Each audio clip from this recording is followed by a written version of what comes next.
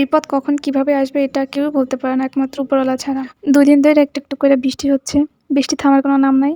ঘুমাইছি রাতে। ঘুম থেকে সকালবেলা উইঠা দেখি পুরো বাড়ি পানিতে বইরা গেছে। মানে এত পানি বলার মতো না। পুরো যেদিক তাকাই সেদিকই পানি। পানি আর পানি। ঘরের দোতলায় উইঠা পরে ভিডিও কইরা রাইখা দিছি সব। গাছের গোড়া থেকে শুরু করে সব জায়গায় পানি। এখন এই পানির মাঝে তো বেঁচে থাকতে হবে, খাইলেই থাকতে হবে। এজন্য বাসায় চিড়া ছিল, কলা ছিল, এটা মাইখা সকালে নাস্তা করছি।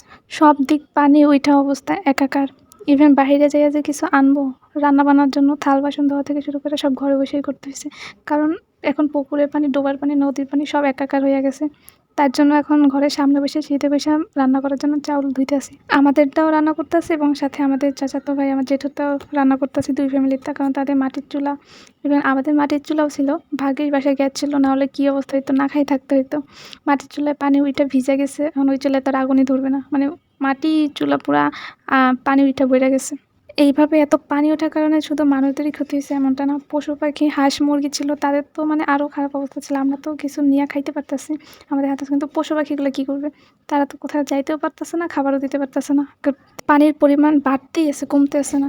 যতটুকু দেখছি তার থেকে একটু, একটু করে বাড়তেছে। গ্যাসে ভাত রান্না করতেছি আর জানলা দিয়ে দেখতেছি পানির পরিমাণ বাড়তেছে, সাথে একটু, একটু বৃষ্টি বাতাস তো আছে। আর কাঁকড়া রান্না করতেছি, কারণ ফ্রিজে আর কোনো মাছই ছিল না। কাঁকড়া ভাজা, কাঁকড়া ছুলাইতেছে, ছুলাই এটারে ভাজা হবে। আর কাঁকড়া পরিষ্কার করতে চাইছিলাম আমি, আর একদিন গেছিলামও, কিন্তু ব্যথা পেয়েছি অনেক। তার জন্য আমি মাইরে দিয়েছি যে তুমি কাঁকড়া পরিষ্কার করো, আমি পারবো না। একটু পর পর এসে দেখতেছি পানি কত উঠছে। একটু পরে আসি দেখি 1 ইঞ্চি বাইরে গেছে, আবার আসি আমার 1 ইঞ্চি বাইরে গেছে। কত পানি! বাতাসও ছুটতেছে, বাতাসও থামার কোনো নাম নাই। এবং একটু গুঁড়ি গুঁড়ি বৃষ্টি তো আছেই, জানি না এটা কবে থামবে। এদিক থেকে ওই দিক পুরা বাড়ির চারকোনা সব মানে পানি দিয়ে পরিপূর্ণ হয়ে গেছে। এখন ডোবার পানি, পুকুরের পানি, নদীর পানি সব একাকার হয়ে গেছে। ভাগ্যিস রান্না করার পানি আমাদের আগে থেকে আনা থাকে বাসায়, যার কারণে এই পানি ইউজ করা লাগে না। তাও একটু নিরাপদ পানি দিয়ে রান্নাবান্না হচ্ছে। পানি দেখতে দেখতে রান্নাবান্না কমপ্লিট হয়ে গেছে। আর রান্না করছে হলো যে আলু সেদ্ধ, কাঁকড়া, এটাই। আলু সেদ্ধ মাখতেছিলাম আমি, আলু ছুলাইতেছিলাম।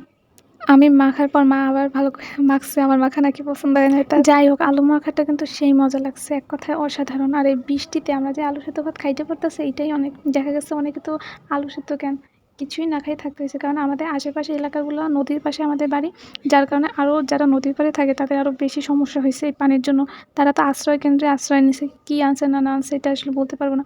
তো এই বন্যার সময় খাবার যে পাইছি এইটাই অনেক। আর এদিকে দেখতে দেখতে পানি এত পরিমাণে উঠছে, আমাদের ঘরে পর্যন্ত পানি তলায় যাচ্ছে। আমাদের ফ্রিজও ডোবার অবস্থা রাখতেছে, তাই এখন ফ্রিজটার উপরে উঠাই রাখছি আমি, মা, দাদা।